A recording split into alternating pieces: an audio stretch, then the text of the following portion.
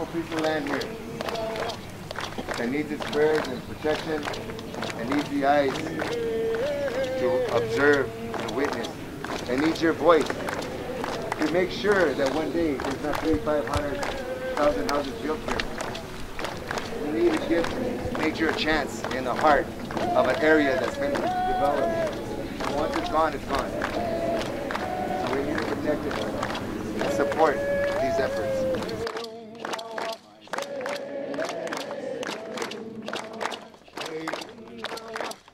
Many of you know how many nature preserves there are in the entire city of Los Angeles? Zero. There's one. You're in it. Not only is it the only nature preserve, but it's owned by the Department of Water and Power.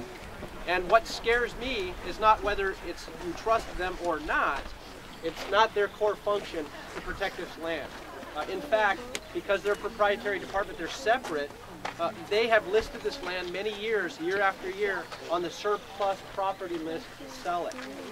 That's what I've been fighting to get it off that list. It is off the surplus list, and we're working on a plan right now to move acre by acre by acre to Recon Park so we can protect it in perpetuity forever. What we'd like to do is, it's only open once a year now. Eventually, we'd like to have docent-led tours.